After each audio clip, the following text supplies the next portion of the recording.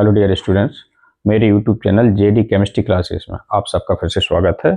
ये मेरा पहले चैप्टर का जो चल रहा था some basic concepts of chemistry का लेक्चर 11 है।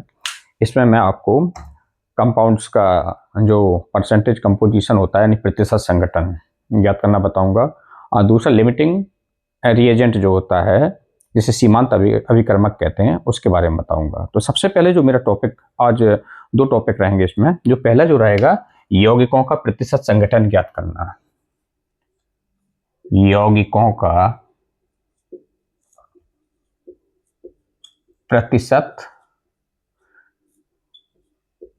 संगठन ज्ञात करना, संगठन होता है, संगठन ज्ञात करना। एक तो मेरा ये टॉपिक रहेगा, और जो मेरा दूसरा जो टॉपिक रहेगा वो रहेगा सीमांत अभिकर्मक।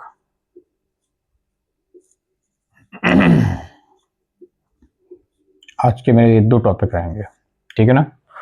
तो सबसे पहले जो परसेंटेज कंपोजिशन ऑफ कंपाउंड जो होता है उसके बारे में आपको बताना चाहता हूं। जो परसेंटेज कंपोजिशन ऑफ कंपाउंड जो होता है उसके बारे में सबसे पहले मैं बताऊंगा आपको।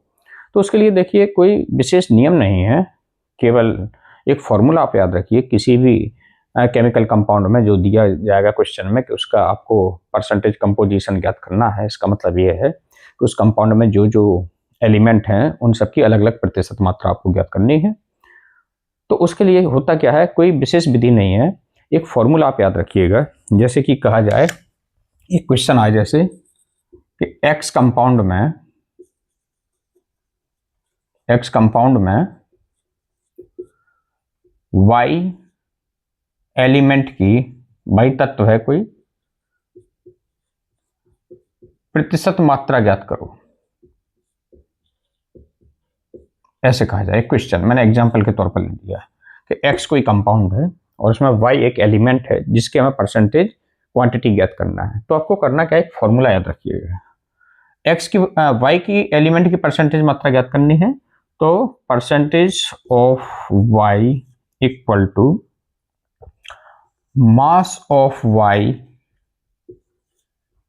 इन ग्राम। कौन सा मास? जो उस कंपाउंड में इस वाई का जितना होगा, upon mass of compound, compound का टोटल मास इनटू 100। ये फॉर्मूला बस आप याद रखिएगा, ठीक है ना। परसेंटेज क्वांटिटी जब भी किसी एलिमेंट की निकालनी हो किसी भी कंपाउंड में, तो हम क्या करेंगे, सबसे पहले उस क्वेश्चन में जो कंपाउंड दिया उसमें जितने भी एलिमेंट हैं उन सब के एटॉमिक मास लेकर सब का टोटल कर देंगे। वो कंपाउंड का टोटल मास होगा, उसे ग्राम में मानेंगे। एएमयू में रख देंगे तो मैंने आपको पहले बताया था, एएमयू में रखेंगे तो वो एटॉमिक मास होगा, कंपाउंड का मॉलिक्यूलर मास हो जाएगा। लेकिन जब हम उसको ग्राम में लेंगे तो वही उसका मास हो जाएगा, मास इन ग्राम, ठीक है ना। तो सबसे पहले हम कंपाउंड का पूरा मास निकाल लेंगे, फिर जिस एलिमेंट का हमें परसेंटेज क्वांटिटी निकालनी है उस एलिमेंट का जो मास ग्राम में होगा यानी एटॉमिक मास जो होगा उसको ऊपर रख के नीचे टोटल डिवाइड उससे कर देंगे कंपाउंड के मास से, इनटू 100 उस एलिमेंट की परसेंटेज क्वांटिटी निकल आएगी। ऐसे ही उस यौगिक में जितने भी एलिमेंट होंगे सबकी एक एक से परसेंटेज क्वांटिटी निकाल लेंगे। और याद रखना, सबका जो परसेंटेज क्वांटिटी जो होगी वो टोटल 100 आएगी, क्योंकि कोई भी कंपाउंड या कोई भी चीज हो उसका जो टोटल परसेंट होता है वो 100 ही माना जाता है। तो ये फॉर्मूला आपको याद रखना है, ठीक है ना। अब इसी फॉर्मूला के बेस पे मैं आपको न्यूमेरिकल के द्वारा, क्वेश्चंस के द्वारा आपको बताऊंगा कि कैसे परसेंटेज क्वांटिटी या यौगिकों का प्रतिशत संगठन कैसे ज्ञात करते हैं, ठीक है ना। तो पहला टॉपिक मेरा यही रहेगा, दूसरा रहेगा सीमांत अभिकर्मक। तो जैसे एक क्वेश्चन है, क्वेश्चन में लिखता हूं कि कैल्शियम कार्बोनेट में, क्वेश्चन है कैल्शियम कार्बोनेट का प्रतिशत संगठन ज्ञात करो।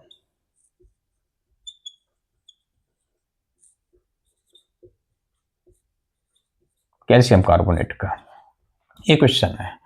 अब देखिए, जब भी कोई क्वेश्चन आएगा तो जब आप पीरियोडिक टेबल पढ़ेंगे तो मैंने बताया था कि जो जनरली उसमें तो वैसे तो 118 एलिमेंट हैं, लेकिन जनरली जो एलिमेंट यूज होते हैं उन सब के एटॉमिक मास आपको पढ़ते पढ़ते याद हो जाएंगे।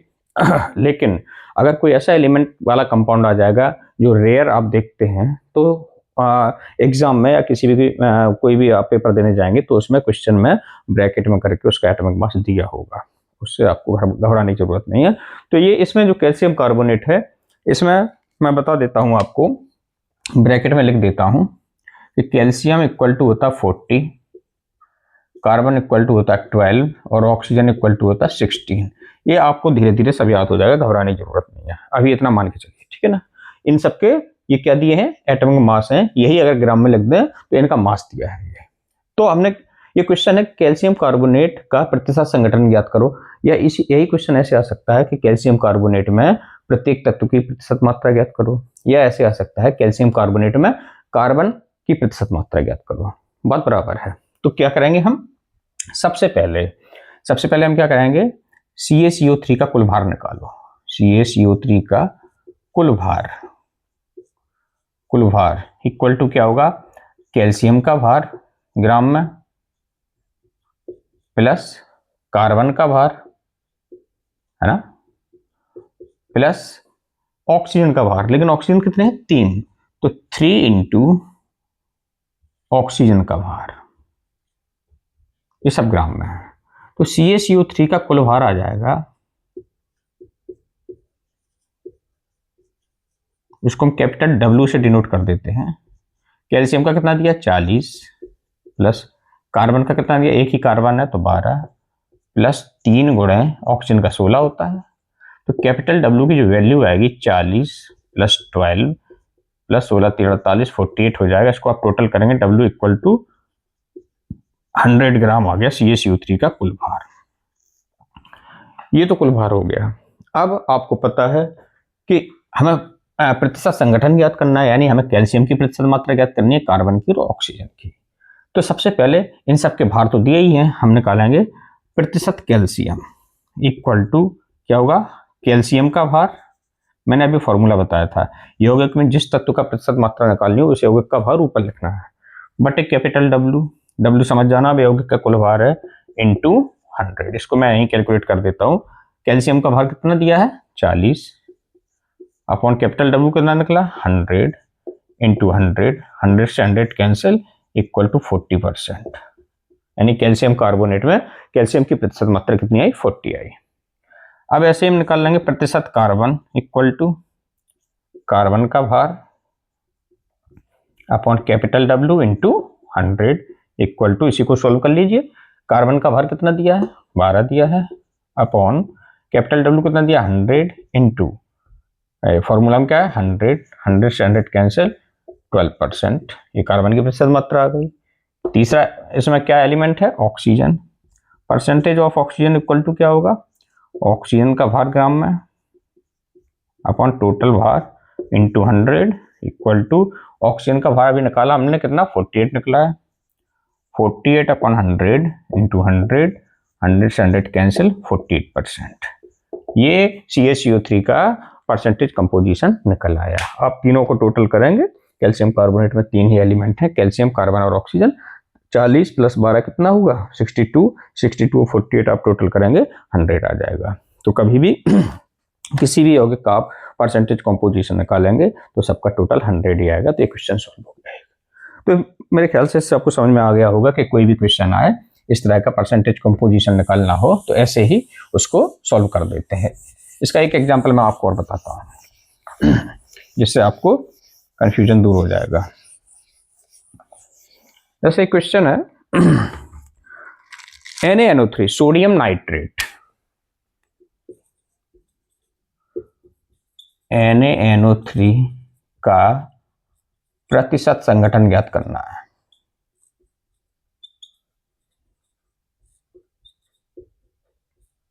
ठीक है, NaNO3 का। अब NaNO3 का प्रतिशत संगठन ज्ञात करना वही चीज है कि क्या करेंगे हम, Na का एटॉमिक मास 23 होता है, N का 14 होता है और O का भी हमने बताया था 16 होता है। सबसे पहले कैपिटल W निकाल लेंगे, NaNO3 का कुल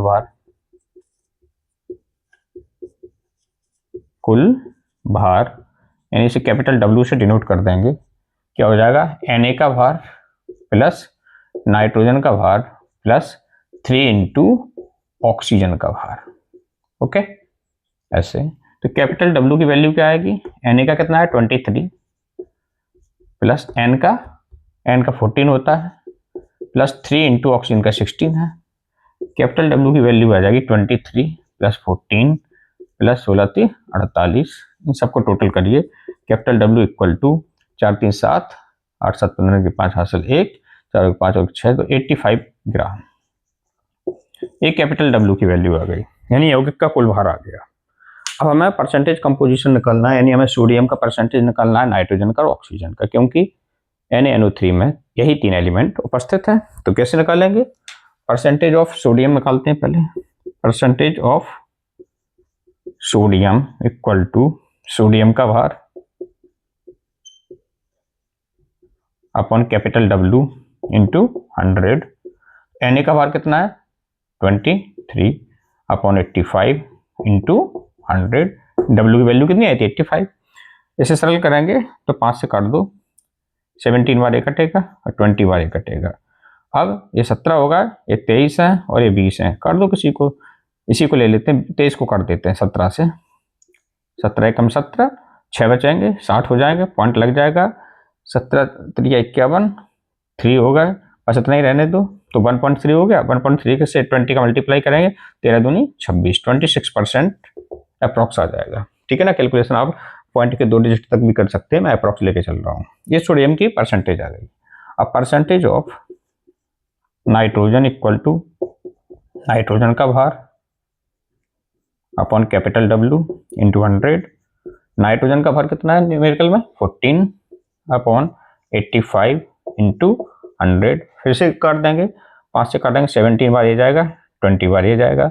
अब 17 से 20 काट देते हैं, 17 एकम 17, 3 बचेंगे, 30 हो जाएंगे। फिर 17 एकम 17, 13 130 होगा, 17 छक्का 110, 17 7 119, 7 बार जाएगा, 1.17 हो जाएगा। 1.17 का 14 से मल्टीप्लाई कर दो, तो ये करेंगे 14 इंटू 1.17, तो ये लगभग आपका आ जाएगा 17.38। कितना आ जाएगा 17.38 नाइट्रोजन का। आप कैलकुलेशन करके देख लेना, 17.38 परसेंटेज। ये किसका आ गया, नाइट्रोजन का आ गया। परसेंटेज ऑफ ऑक्सीजन, ऑक्सीजन का भार अपॉन कैपिटल डब्ल्यू इंटू 100 हो जाएगा। ऑक्सीजन का भार कितना 48 है अपॉन 85 इंटू 100, ये 17 हो गया, ये कितना हुआ 20 हो गया। ठीक है ना, ठीक है 20 है। आप 17 से डिवाइड कर दीजिए, 14 17 3 51 ज़्यादा होगा, 17 दूनी 34 हो जाएंगे। 34 से कितना बचता है 6 140 हो गया, 17 8 36 8 बार जाएगा, 2.8 हो जाएगा। 2.8 का मल्टीप्लाई करिए, 0 रूट 16 के 6 हासिल 1 2 2 4 56% आ जाएगा, 56%। और ये 56 26 और 17.38 अगर आप टोटल करेंगे तो लगभग 100 आ जाएगा। तो ये हो गया आपका NaNO3 का परसेंटेज कंपोजिशन। मैंने आपको 2 न्यूमेरिकल इसके बेस पे समझाए हैं। बाकी इस चैप्टर में जितने भी तरह के न्यूमेरिकल होंगे लास्ट में मैं एक उसके लिए अलग वीडियो लेकर आऊँगा, उसमें सारे न्यूमेरिकल मैं आपको बताऊँगा। तो ये जो 2 क्वेश्चन थे किस पे बेस पे थे, प्रतिशत संगठन ज्ञात करना। तो प्रतिशत संगठन कैसे ज्ञात करते हैं यौगिक का, फिर से एक बार मैं रिपीट कर देता हूँ। किसी भी यौगिक का प्रतिशत संगठन का मतलब है कि उस यौगिक में जो भी तत्व हैं उन सब की प्रतिशत मात्रा को अलग अलग ज्ञात करना है। होता कैसे, ये यौगिक दिया होगा, उस यौगिक में जो भी तत्व हैं, जैसे NaNO3 में 3 तत्व थे, सोडियम नाइट्रोजन और ऑक्सीजन, उन सबके परमाणु भार ग्राम में लिखेंगे तो उनका उस यौगिक में उपस्थित ग्राम में भार वही होगा। ठीक है ना, उन सबका टोटल कर देंगे तो यौगिक का कुल भार होगा। तो फॉर्मूला वही होता है, जिस तत्व का आपको प्रतिशत मात्रा उस यौगिक में निकालनी है तो उस तत्व का ग्राम में भार ऊपर रखेंगे, जैसे सोडियम का निकालना तो सोडियम का ग्राम में भार अपॉन टोटल भार। टोटल भार क्या होगा, इन तीनों के भार को जोड़ देंगे तो टोटल भार यौगिक का हो गया। ऐसे जब नाइट्रोजन का निकालेंगे तो नाइट्रोजन का भार ग्राम में ऊपर अपॉन यौगिक का कुल भार इंटू 100। तो ऐसे कोई भी कंपाउंड आ जाए, इस तरह से आप इस सवाल को सॉल्व कर सकते हैं। अब दूसरा जो टॉपिक है मेरा आज का, बहुत ही इंपॉर्टेंट टॉपिक है, और वो है सीमांत अभिकर्मक, लिमिटिंग रिएजेंट।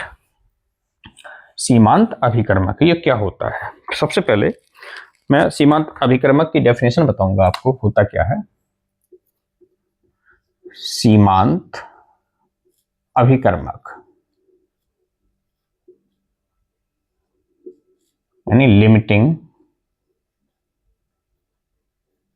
रिएजेंट,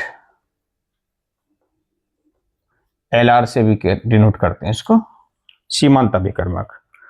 नाम से पता चला सीमांत, सीमा जिसकी अंत हो, यानी कोई भी केमिकल रिएक्शन होती है तो उस रिएक्शन में क्या होता है, दो या दो से ज़्यादा रिएक्टेंट होते हैं, आपस में रिएक्शन करते हैं और प्रोडक्ट बनता है। तो जब भी किसी रिएक्शन में प्रोडक्ट बनता है तो जो रिएक्टेंट्स उसमें जो रिएक्शन करते हैं, जो अभिकारक होते हैं, जो क्रिया करते हैं, तो उन सब की मात्रा हमेशा सेम नहीं होती है। उनमें से किसी एक अभिकारक की मात्रा ज़्यादा हो सकती है और दूसरे की कम हो सकती है, और उत्पाद बनने के लिए दोनों ही अभिकारकों की मात्रा बराबर होनी चाहिए, मतलब उपस्थित होने चाहिए, तभी वो कंपाउंड बनेगा, प्रोडक्ट बनेगा। दो में से किसी भी एक अभिकारक की मात्रा अगर खत्म हो जाती है, दूसरा भले ही शेष बचे, तो प्रोडक्ट बनना बंद हो जाता है। तो प्रोडक्ट का बनना जिस अभिकारक के खत्म होने की वजह से बंद हुआ है, रुका है, वही अभिकर्मक सीमांत अभिकर्मक कहलाता है।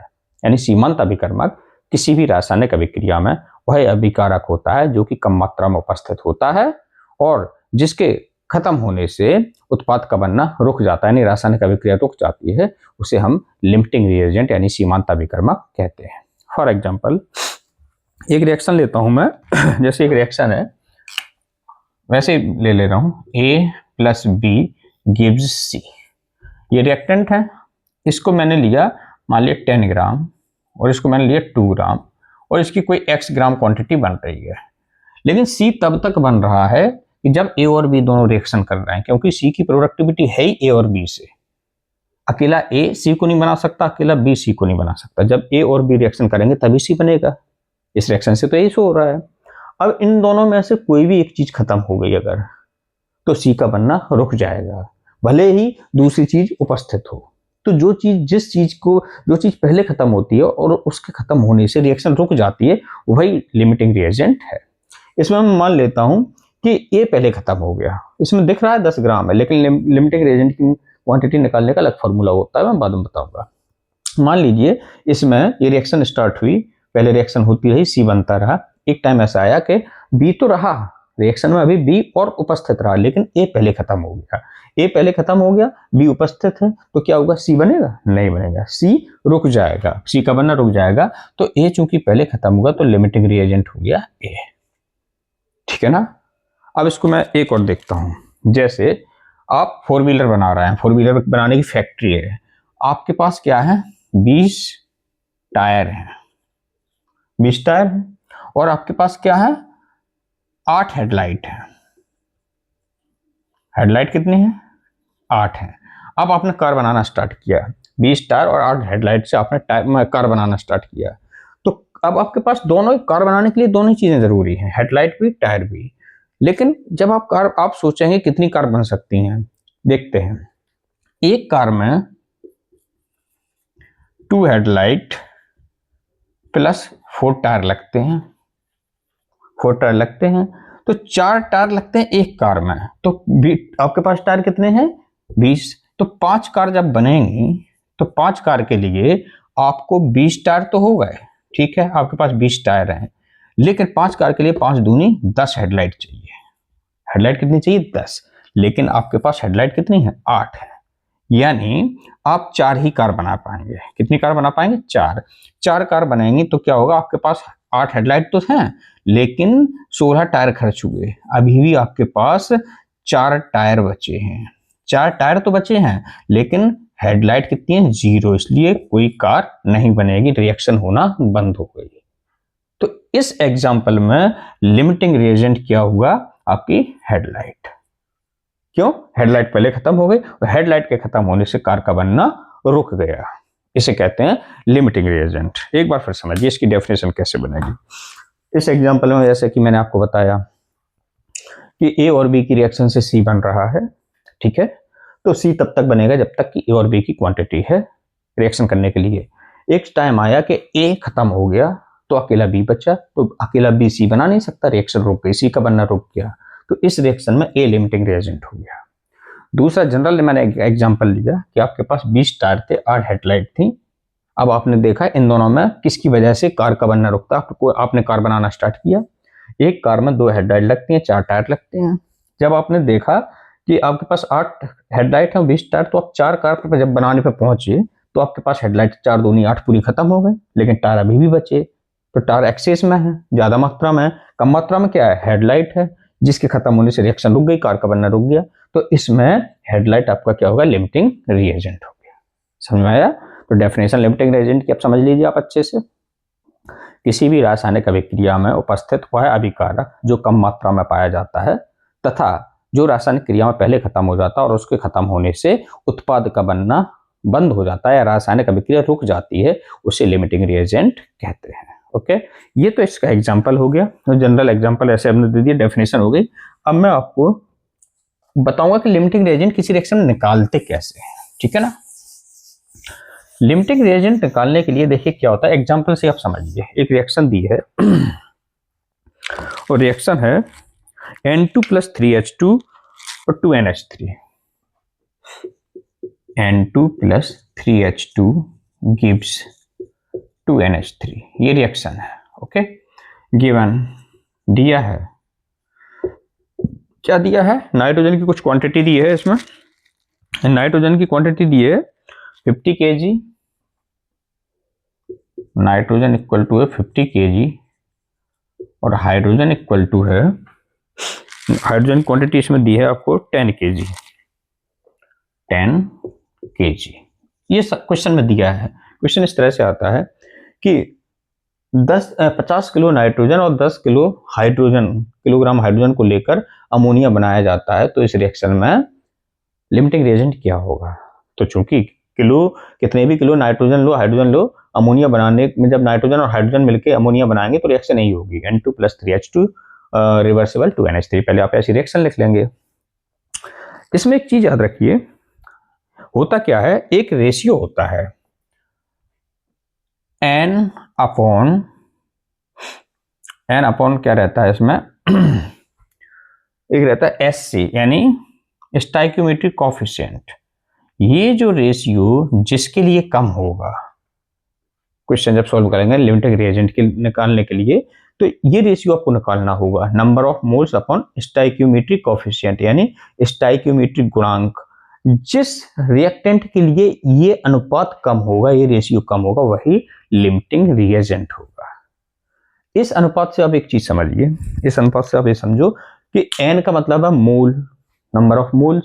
मोल बराबर, मोल कैसे निकालते हैं, मोल निकालते हैं ग्राम में भार बटे अणुभार से। यानी ग्राम में भार तो आप निकाल लेंगे, अणुभार आपको पता होना चाहिए। पहले आपको मोल निकालने पड़ेंगे रिएक्टेंट के। कब? जब आपको लिमिटिंग रिएजेंट निकालना है। स्टाइक्योमेट्रिक कोफिशिएंट रिएक्शन से निकलते हैं। किसी भी रासायनिक क्रिया में कोई भी अभिकारक जितने आगे उनकी संख्या लिखी रहती है, जितने इन्हें नंबर ऑफ मोल भी कह सकते हैं, नंबर ऑफ मोल में रिएक्शन करता है, वही नंबर ऑफ मोल जो रिएक्शन में दिखते हैं स्टाइक्योमेट्रिक कोफिशिएंट यानी SC की वैल्यू होती है। तो इस रेशियो को मैं आपको बाद में बताऊंगा। सबसे पहले आप ये समझिए, लिमिटिंग रिएजेंट जब निकालते हैं तो पहले हमें रिएक्टेंट के मोल निकालने होते हैं। ठीक है ना? मोल बराबर क्या होता है, भार बटे अणुभार। यानी हमें रिएक्टेंट है नाइट्रोजन और हाइड्रोजन, नाइट्रोजन का ग्राम में भार पता होना चाहिए और हाइड्रोजन का ग्राम में भार पता होना चाहिए। तो हमें पता है, दिया है सवाल में, नाइट्रोजन 50 kg में दिया, इसे ग्राम में कन्वर्ट कर लेंगे। तो पहले हम निकालेंगे नाइट्रोजन का ग्राम में भार। तो नाइट्रोजन का ग्राम में भार इक्वल टू हो जाएगा 15 × 10⁻³ ग्राम, यानी 1000 का गुणा हो जाएगा, किलोग्राम में है, ये ग्राम में भार हो गया। अब हम इसके निकालेंगे मोल, NN2, नाइट्रोजन के मोल, मोल को N से डिनोट करते हैं, नाइट्रोजन के तो NN2 कर दिया। नाइट्रोजन के मोल इक्वल टू क्या हो जाएगा, भार बटे अणुभार। भार कितना है, 50 बटे अणुभार नाइट्रोजन का कितना होता है, 28। परमाणु भार 14 होता है, N2 है तो 28 हो जाएगा, इंटू 10⁻³ ठीक है। इसको काट लीजिए, 4 से भी काट सकते हैं इसको हम, 4 से 4 7 28 हो जाएगा, 12 चौके 48, 12.5 हो जाएगा। यानी इसको हम कर सकते हैं 112.5 बटे 7 इंटू 10⁻³ इसको भी काट दीजिए, 7 एकम 7 पॉइंट, कितना बचा 5 55 होगा, 7 8 56, 1.79 कुछ मान लो 78 के लगभग आएगा, यानी NN2 आ गया नाइट्रोजन के जो मोल आए हैं NN2 इक्वल टू, कैलकुलेशन आप देख लिया करिए, 1.78 इंटू 10⁻3 ये मोल आ गए। जब मोल आ गए तो हमें पता है कि नाइट्रोजन के लिए SC कोफिशिएंट कितना है, SC नाइट्रोजन इक्वल टू कितना है 1। ये कैसे आया 1, क्योंकि 1 है नाइट्रोजन की इस रिएक्शन में SC की वैल्यू कितनी है, स्टोइकियोमेट्रिक कोफिशिएंट, एक अणु भाग ले रहा है तो 1 है। हाइड्रोजन के लिए कितनी है 3। ये जो संख्या रहती है वही स्टोइकियोमेट्रिक कोफिशिएंट होता है। अब इसके रेशियो निकाल लो, N/SC फॉर किसके लिए, नाइट्रोजन के लिए, इक्वल टू कितना आ जाएगा 1.78 into 10⁻3 upon 1 equal to 1.78 into 10⁻3। ये नाइट्रोजन का आ गया नाइट्रोजन के लिए ये वैल्यू आ गई। अब यही पूरी रिएक्शन हम किसके लिए कराएंगे, हाइड्रोजन के लिए कराएंगे। ओके, हाइड्रोजन के लिए कैसे कराएंगे, अब देख लिया, हाइड्रोजन का निकालो। सबसे पहले क्या निकालेंगे, हाइड्रोजन का ग्राम में भार, हाइड्रोजन का ग्राम में भार इक्वल टू कितना दिया है 10 kg, यानी 10 इंटू 10⁻3 हो जाएगा, ग्राम में हो गया ये।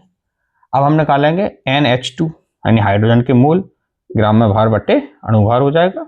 तो ग्राम में भार कितना है 10 इंटू 10⁻3 अपॉन NH2 कितना है, हाइड्रोजन का अणुभार कितना होता है 2, हाइड्रोजन का एक परमाणु भार, H2 में 2 हो गया हाइड्रोजन के परमाणु, तो H2 का कितना होगा 2 हो गया, 2 पंचे 10, यानी 5 इंटू 10⁻3।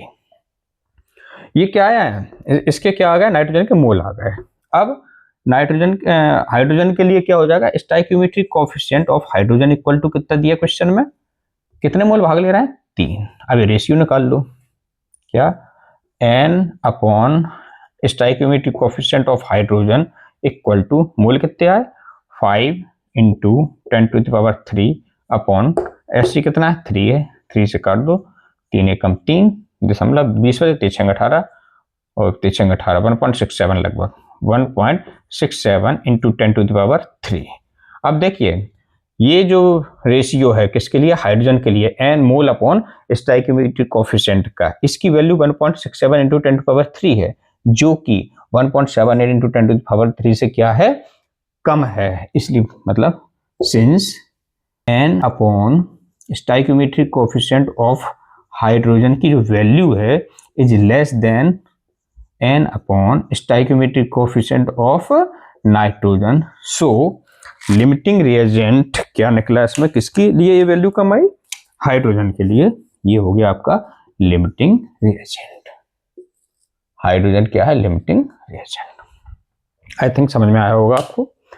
कभी भी किसी रिएक्शन में लिमिटिंग रिएजेंट निकालना है तो आप बस इस वैल्यू को फोकस करो, हमें ये निकालना है, ये वैल्यू, यानी मोल निकालने हैं उस रिएक्टेंट के, मोल निकालने के बाद उसका स्टोइकियोमेट्रिक कोफिशिएंट यानी स्टोइकियोमेट्रिक गुणांक, जो कि क्वेश्चन में गिवन होता है। क्वेश्चन में जो भी मोल होते हैं उनके आगे जो गुणांक लिखा रहता है वही होती है वैल्यू, ठीक है ना।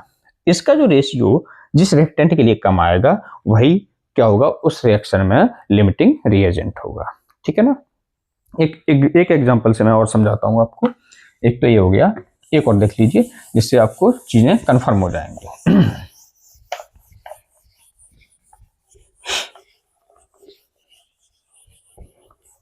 एक रिएक्शन और दी है जिसमें हमें लिमिटिंग रिएजेंट निकालना है, और मैं ले लेता हूं कौन सी, CaCO3 प्लस 2HCl, ये रिएक्शन दी है, CaCO3 plus 2HCl gives CaCl2 plus H2O plus CO2। Okay, इसमें गिवन है क्या है, CaCO3 की का जो ग्राम में भर दिया है कितना दिया है 10 ग्राम, CaCO3 दिया है 10 ग्राम, और HCl इक्वल टू कितना दिया है इसमें, ये दिया होगा क्वेश्चन में आपको 15 ग्राम। क्वेश्चन कैसे बन के आएगा, इसमें तो मैं डायरेक्ट लिख रहा हूं, क्वेश्चन बन के आएगा कि 10 ग्राम कैल्शियम कार्बोनेट रिएक्शन करते हैं 15 ग्राम HCl से, जिससे calcium chloride water and CO2 बनते हैं। इस रिएक्शन में लिमिटिंग रिएजेंट क्या होगा, तो आप सबसे पहले कैल्शियम कार्बोनेट और HCl की रिएक्शन लिख लेंगे जैसे कि होती है। तो जब कैल्शियम कार्बोनेट की रिएक्शन HCl से होती है तो CaCl2 H2O बनता है। ठीक है ना। रिएक्शन लिखना इसलिए जरूरी होता है, इसी से आप स्टाइकियोमेट्रिक कोएफिशिएंट निकालते हैं। इसमें आपको पता है CaCO3 का स्टाइकियोमेट्रिक कोएफिशिएंट कितना है, 1 है, HCl का 2 है। ये जो गुणांक होते हैं, जितने मोल उस रिएक्शन में पार्टिसिपेट करते हैं वही स्टाइकियोमेट्रिक कोएफिशिएंट होता है। अब ग्राम में भार दिया है तो निश्चित है इनके आराम से मोल निकल आएंगे। सबसे पहले हम कैल्शियम कार्बोनेट के मोल निकालेंगे, फिर कैल्शियम कार्बोनेट के मोल को कैल्शियम कार्बोनेट के स्टाइकियोमेट्रिक कोएफिशिएंट से डिवाइड कर देंगे, उसका रेशियो आ जाएगा। ऐसे ही हम फिर HCl के साथ करेंगे। सॉल्व करते हैं। Mole of calcium carbonate equal to क्या होगा, ग्राम में भार बटे कैल्शियम कार्बोनेट का अणु भार। ग्राम में भार दिया 10 ग्राम और कैल्शियम कार्बोनेट का अणु भार अगर आप निकालेंगे तो कैल्शियम का अणु भार यानी 40 + 12 और 16 3 48 टोटल करेंगे 100 आ जाएगा। इसको आप करेंगे सॉल्व तो कितना आ जाएगा 0.1। ये किसके मोल आ गए, किसके, कैल्शियम कार्बोनेट के। ठीक है, मोल निकल आए। अब हम इसके लिए रेशियो भी निकाल लेते हैं। N upon stoichiometric coefficient of calcium carbonate equal to कितना हो जाएगा, मोल निकले 0.1 अपॉन SC कितनी है, स्टाइकियोमेट्रिक कोएफिशिएंट कैल्शियम कार्बोनेट के लिए 1 है यानी 0.1 आया। ठीक है, शॉर्ट में कर रहे हैं। अब हम इसी के लिए करते हैं HCl के लिए। Mole of HCl equal to भार बटे अणुभार। ग्राम में भार कितना दिया, 15 दिया है, और अणुभार HCl का कितना होगा, 1 हाइड्रोजन का होता है किलोमीटर 35.5। इसको टोटल करिए 15 अपॉन 36.5। इसको सॉल्व करते हैं। ऊपर हो जाएंगे 150 बटे 365। अब इसे 5 से काट दीजिए, 15 से काट सकते हैं, 15 दूनी 30, 6 5 से काटते हैं, 30 बार कटा, 5 7 35 और 5 दिया 15। 73 से डिवाइड कर देते हैं, कितने को 30 को कर देते हैं, तो 73 डिवाइडेड बाई 30 जब करेंगे आप तो 0 आएगा, पॉइंट आएगा, 7 चौके 28 लगेगा, 0.4 आ जाएगा। इसको आप करेंगे 0.4, ये वैल्यू आ गई। ठीक है ना। ये किसके मोल आए, HCl के मोल आ गए। अब ये निकाल दो ratio, mole of HCl upon stoichiometric coefficient of HCl equal to कितना आ जाएगा, मोल कितने निकले 0.4 अपॉन HCl के लिए कितनी वैल्यू है, ये स्टाइकियोमेट्रिक कोएफिशिएंट की 2 है, 0.2। ठीक है ना, ये आ गया। Since the ratio of N upon SC किसका कम है, CaCO3 is less than of ratio of N upon SC of किसका, HCl का। यानी किसका रेशियो कम आया, कैल्शियम कार्बोनेट का। कितना है 0.1। ये रेशियो कम है किससे, HCl के रेशियो 0.4 से। मैंने कहा था जो रेशियो जिसके लिए कम होगा ये रेशियो, वही क्या होगा, इसका लिए क्या हो जाएगा, लिमिटिंग रिएजेंट। तो लिमिटिंग रिएजेंट क्या होगा, CaCO3। इस रिएक्शन में लिमिटिंग रिएजेंट क्या आ गया, कैल्शियम कार्बोनेट। आई थिंक आपको अच्छे से समझ में आ गया होगा। तो आज के मेरे इस वीडियो में मैंने 2 टॉपिक लिए थे।